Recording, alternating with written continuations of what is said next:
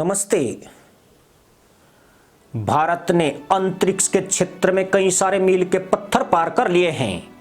1962 में अपनी स्थापना के बाद से ही भारतीय अंतरिक्ष अनुसंधान संस्थान यानी इसरो ने भारत के अंतरिक्ष कार्यक्रम को सफलतापूर्वक संचालित किया है और आज इसकी झोली में कई सारी सफलताएं हैं।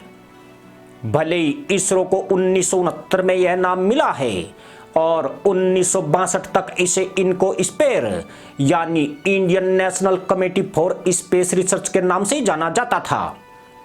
फिलहाल इसरो के खाते में चंद्रयान सफल मंगलयान का लॉन्च और सैकड़ों सैटेलाइट का सफल लॉन्च शामिल है। इतना ही नहीं, 2040 तक का भारत की स्पेस इकोनॉमी का साइज बढ़कर 40 अरब डॉलर से 100 अरब डॉलर हो सकता है। 2025 तक की भारत की स्पेस इकोनॉमी बढ़कर 13 अरब डॉलर की हो जाएगी। भारत इसरो के लगातार गुणवत्तापूर्ण काम और अंतरिक्ष तकनीकी स्टार्टअप्स की वजह से नए युग में प्रवेश कर गया है। अंतरराष्ट्रीय फर्म्स के साथ भी इसरो का गठबंधन इसकी गुणवत्ता और कार्य क्षमता को बढ़ा रहा है। इसरो ने अपनी व्यावसायिक शाखा न्यू स्पेस इंडिया लिमिटेड यानी NSIL भी बनाई है। इससे वह दूसरे देशों के उपग्रहों को भी लॉन्च करता है। हाल ही में लंदन की कंपनी के 2 मिशन को सफलतापूर्वक इसरो ने पूरा किया है।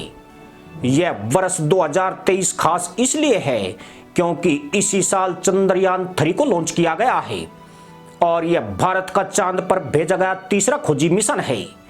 विभिन्न मिशन के तहत इसरो ने PSLV यानी पोलर सैटेलाइट लॉन्च व्हीकल के जरिए कई सारे सैटेलाइट अंतरिक्ष में भेजे हैं। 1999 के बाद भारत ने 381 विदेशी सैटेलाइट लॉन्च किए हैं और पिछले ही साल 17 अरब रुपए का राजस्व बढ़ाया है। 2017 में इसरो ने एक साथ रिकॉर्ड 104 सैटेलाइट लॉन्च करके इतिहास रच दिया था। इससे पहले एक साथ इतने सैटेलाइट भेजने का रिकॉर्ड रूस के नाम था। दुनिया में सिर्फ 6 अंतरिक्ष एजेंसियों के पास ही सैटेलाइट बनाने और छोड़ने की क्षमता है, जिसमें भारत का इसरो भी शामिल है। भारत के पास खुद का नेविगेशन सैटेलाइट मौजूद है। 2022 में वैश्विक अंतरिक्ष अर्थव्यवस्था 164 अरब डॉलर की थी। भारत की हिस्सेदारी इसमें 8 अरब डॉलर यानी 2% के करीब है।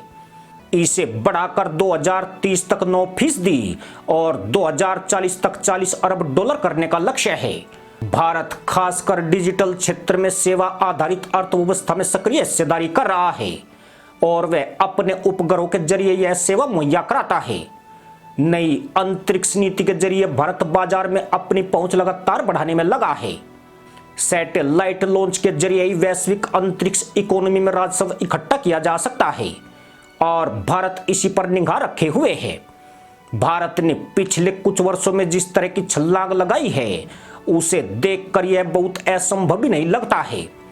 भारत ने इस साल अब तक 123 सैटेलाइट लॉन्च किए हैं और इनमें से 90 पृथ्वी की निचली कक्षा में है।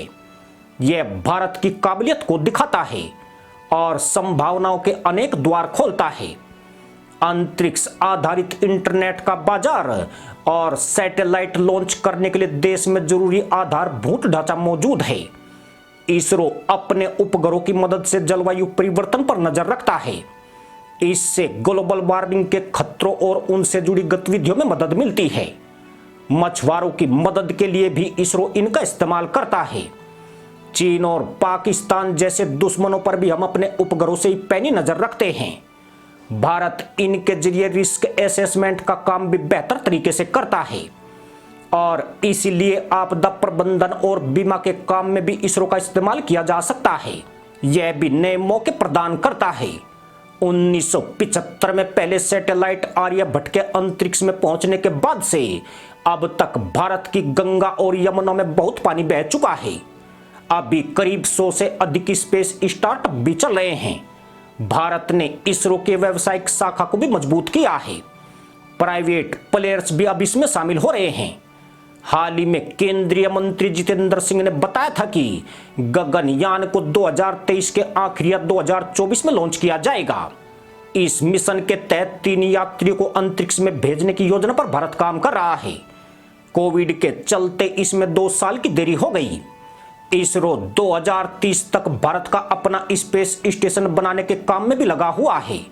2014 के सितंबर में मंगल पर पहुंचने के साथ ही भारत इस तरह के अभियान में पहली बार में सफलता हासिल करने वाला दुनिया का पहला देश बन गया। वह इस तरह का मिशन भेजने वाला दुनिया का चौथा देश बन गया। याद रखना चाहिए कि यह मंगल पर भेजा गया सबसे सस्ता मिशन था। कभी इसरो में अंतरिक्ष यान के पुर्जे और हिस्से बैलगाड़ी और साइकिल पर ढोए जाते थे। आज इसरो सबसे सोफिस्टिकेटेड तकनीक इस्तेमाल करने वाले चुनिंदा देशों में शामिल है। कभी न्यूयॉर्क टाइम्स और वाशिंगटन पोस्ट में भारत की अंतरिक्ष महत्वाकांक्षा को लेकर नस्लीय आधार पर क्रूर और बेहद भोंडे कार्टून छपते थे। आज अमेरिका भारत से हाथ मिलाने को बेताब है। इसी के साथ अनुमति दोस्तों, जय जवान, जय किसान, जय हिंद, वंदे मातरम।